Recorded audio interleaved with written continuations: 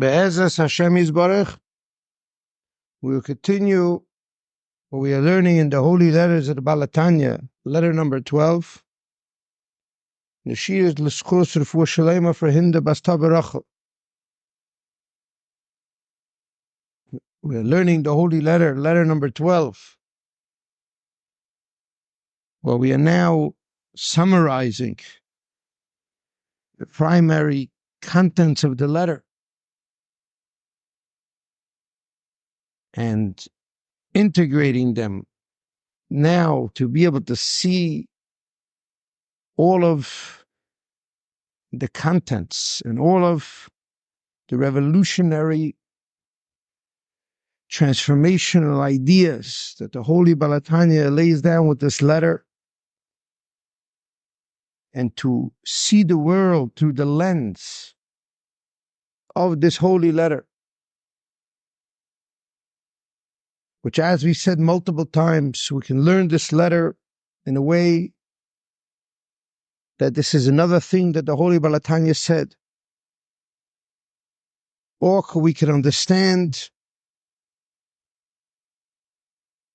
like the previous Lubavitcher Rebbe said, that the Holy Baal HaTanya was an atzmi. He was an essentialist, which means that he put his essence, he put the essence in the nucleus of the deepest, profound truths of the Holy Torah, of the inner dimension of the Torah, of the essential intelligence of God. And he put it deep into the different chapters of the Tanya. And over here we have a letter that we can read it superficially, or as we've done, we went deep into it, shiurim for almost a year, to fully be able to comprehend and appreciate the radical transformation and the whole new understanding, a cosmic consciousness, a new understanding of the inner dimension of the Torah, a new understanding of the purpose of the world, and how, although the contents of this letter mysteriously and esoterically touches upon concepts that are far-reaching, but when one goes deep into the words that the Holy Baal HaTanya says in this letter and finds them throughout all Chassidic philosophy, we see that we uncover and we extract an entire minefield, an entire new understanding. And this is an entirely transformational revelation of the holy Baal Shem Tov, which is the essence of Divrei Elokim Chaim, the essence of the words of the living God, the inner dimension of Chassidus. Which the reason it's called Chassidus is because the word Chassidus directly connects to the word Chesed, kindness, which is the first of all the midos, the first of the 7 energies. And as we explained extensively, which the summary of this letter is confined by a few necessary prerequisites, necessary codexes. There are certain fundamental ideas that you must have in order to begin to appreciate, be able to see the enormity of what the Holy Baal HaTanya is saying over here. The 2 fundamental ideas that we've spent extensive amount of time going into. And although some of the shiurim we have not delved deep into the contents of the letter, but stuff around it, was to unwrap and unravel the 2 codexes of humanity, which are the secret of the Holy Torah And then the secret of the purpose of this world, the secret of the Holy Torah is, what are we learning over here? As we have said, the person goes to koilel for 40, 50, 60 years, and they learn non-stop halacha. They learn Talmud. They learn Chumash. They learn the Rishonim, Achroinim. They learn Agadata. They learn every form of the Torah. But what has the Torah taught them? What have they really learned? What is the essence of the whole entire Torah? What is the story of the 5 books of Moses? What is the 5 Chamish Chumshe Torah? What is the beginning of Torah Shebeksav? What is it? The Jewish people to arrive on Mount Sinai, to arrive on Matan Torah finally. To arrive at Matan Torah and to receive the divine blueprint, to receive a divine blueprint that mysteriously looks like the story of their history, the story of their own lives. And we've discussed this at length. What type of funny thing is it to show up and finally at the moment of your being chosen and to see the blueprint. And we've explained this at length in the enlightenment of understanding. And we went through this very deeply. That God choosing man at Matan Torah and giving him this divine blueprint is telling the Jewish people, because of your evolution, because of who you became, who you are, because of what you went through, because of you, I choose you. And God went to all the other nations in the world and he asked them if they wanted Torah. And they rejected the Torah. And the reason they rejected the Torah was because they were created. They were created as an external version of God. Where Adam Arishon, the first man, right away sets life into the mode of sin. Sin meaning falling. And the rest is history from that. Enosh, Methuselah, Shein, Aver, Avram Avinu, the whole entire man, the whole entire world, starting from Adam Arishon, right away the first sin to the first son killing his brother, which is the problem of creation and the beauty of creation. The beauty of creation is I made you in my image. B'Tselem Demos Nivra Adam. I made you in my image, man and woman. You're going to reflect my energy, my infinity, my soul. I am the soul of the world. You're going to bring my light into this world. You're going to reflect me because I'm not going to be vividly here. Because if I'm vividly here, the world ceases to exist. So I will constrict my revelation to allow you to be Adam Arishon. And you will bring me deep into the world through Chava. Chava holding the presence of God. Adam holding the energies of God. And together, you will work together to bring me deep into the world. And the evil serpent, the Nachash, says, if you can be God, if you can bring God into this world, why not take it for yourself?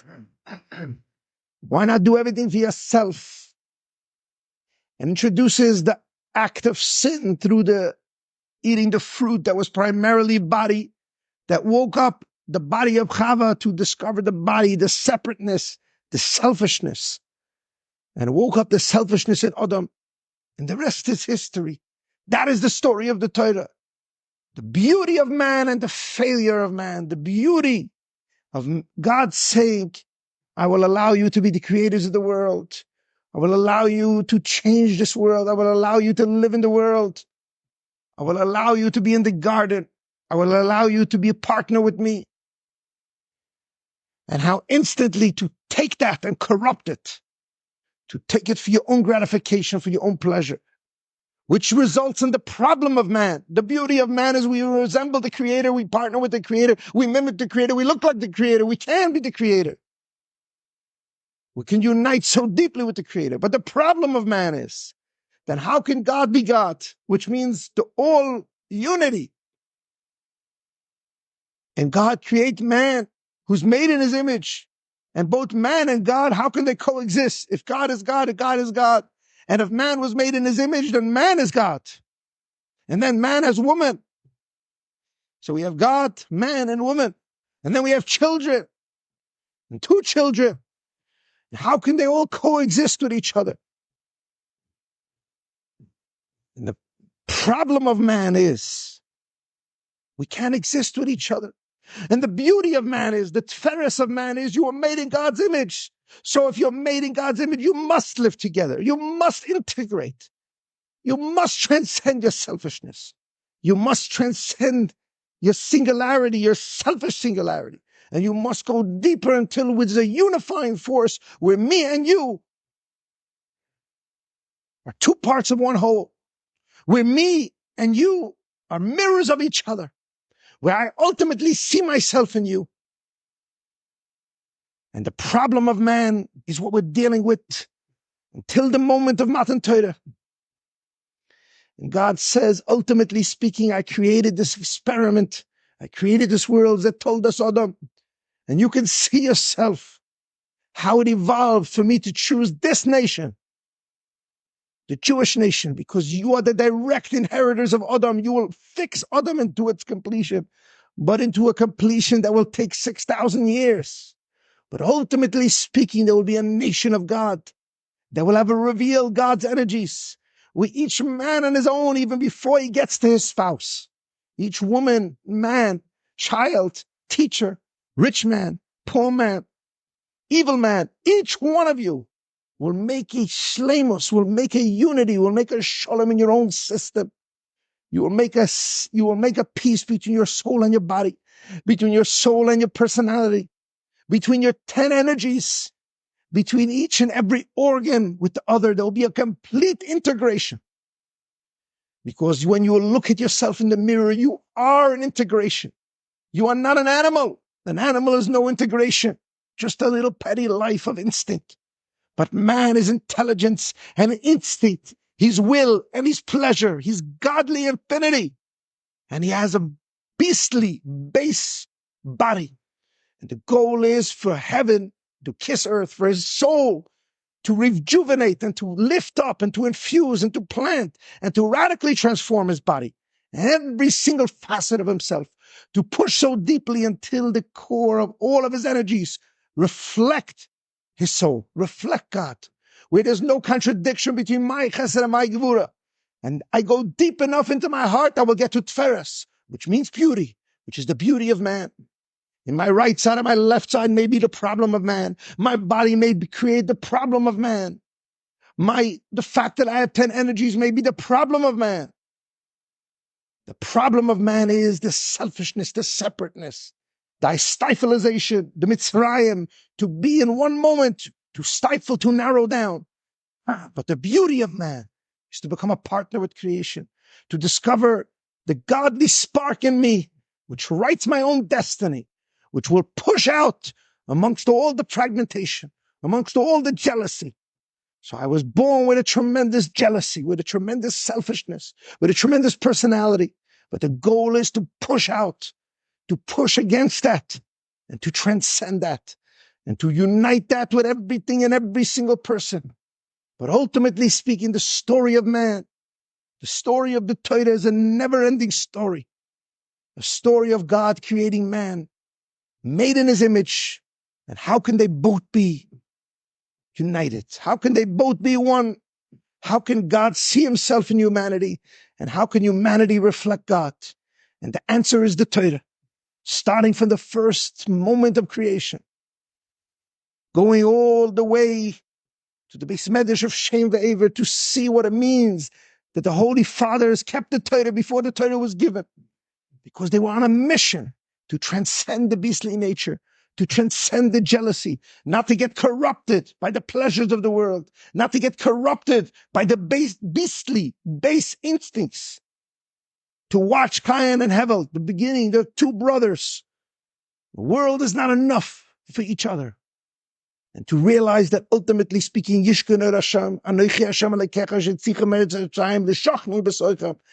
you out of Mitzrayim only to dwell in you. I chose Avraham, Yitzchak, and Yaakov because you were the most purified form of man. Yaakov Avinu was the tikkun of Adam Arisha. And now I will build a nation from Yaakov Avinu. How can we do that? Didn't work in the beginning. That is the story of the Torah, the never-ending story until the Messianic era. I will do the impossible through you. I will paint the most beautiful mosaic, the most beautiful play, the most beautiful movie. And you will be my script writers, and you will be the characters. We will do it together, hand in hand. And ultimately speaking, Cain and Hevel will be no more. Ultimately speaking, the war of Adam and Chava will be no more. The war of the divine, the heaven and earth will kiss and fuse together. And it will be through you, through a nation full of millions and millions of people throughout 6,000 years that will radically transform the ego and radically transform this idea that me and you are separate. To use our separateness and our selfishness to serve each other. And ultimately speaking, that's the perfection of man. The beauty of man is the problem of man. And the problem of man that becomes the solution, becoming the solution by using the Torah.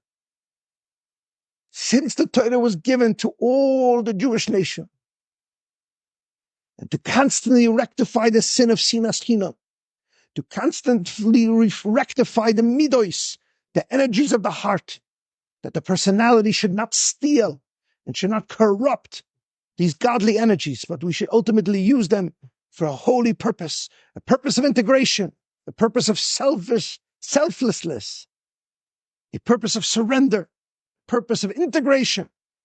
And that is the secret of what he's saying in this letter. That ultimately speaking, all of it goes back to rachamim, to tferes, to beauty, to integration.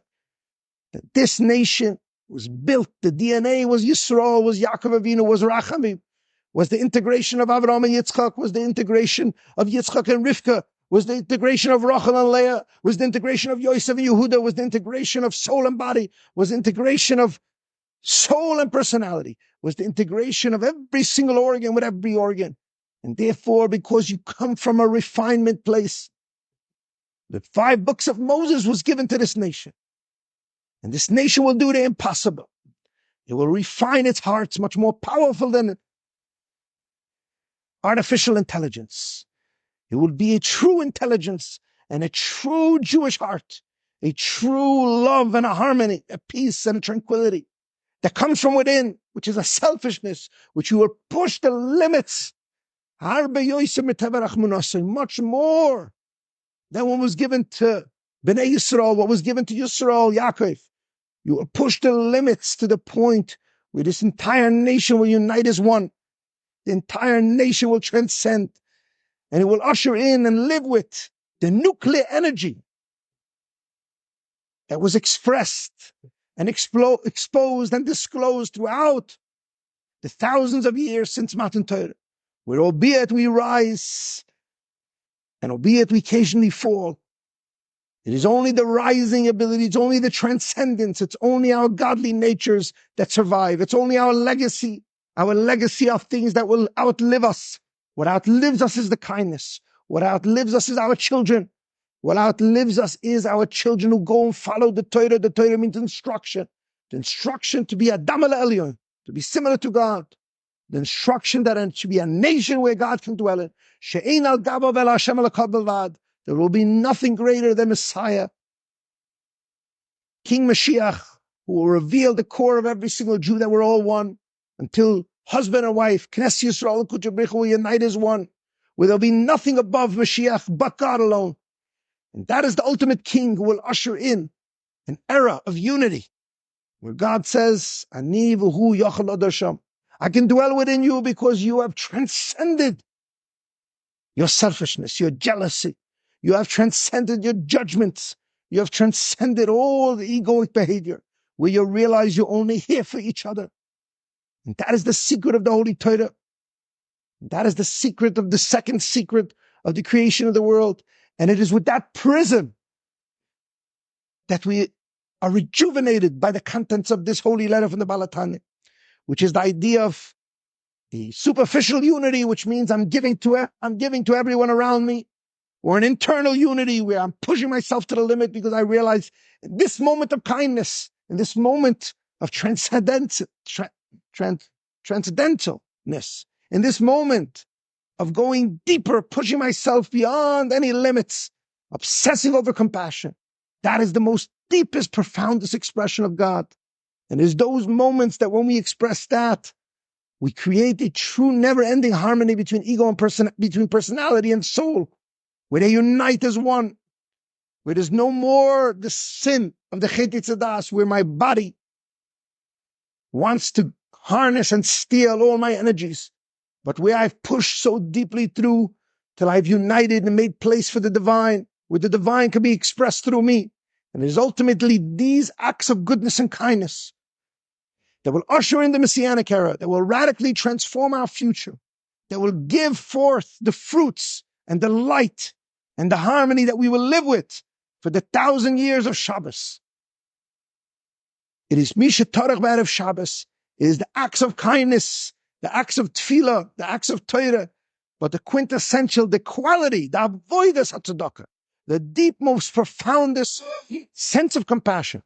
It is those moments that when we usher in the Messianic era, the Yom Shekulei Shabbos, we will live with that story, watching in magnificence, as Melech HaMashiach will teach the Torah with a visualization, where we will witness, we will have not only spiritual insight, but physical insight.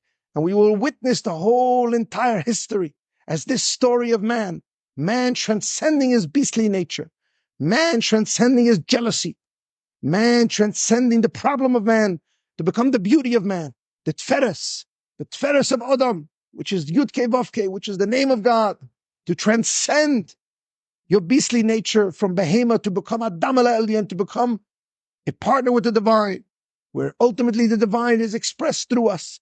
And it's these moments of majesty that cause the greatest prophets to be chosen.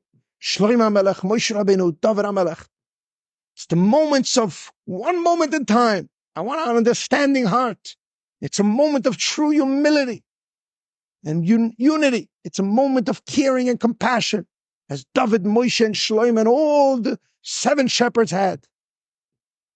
Because it's those moments that they've become a Dalim el-Elyon. It is those secrets, the secret of the Torah, the instruction. The word Torah means instruction, to transcend my Adam, to become Adam el-Elyon, to be a space where there could be Yishkon or Hashem, there could be Kayan and Hevel, and 15 million other Jews, which we are all the culmination.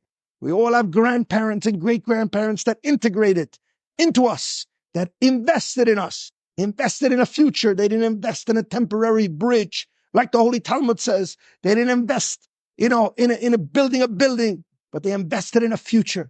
And it is that future that we hold in our blood. It is that transcendence that we hold in our blood. It is that compassion.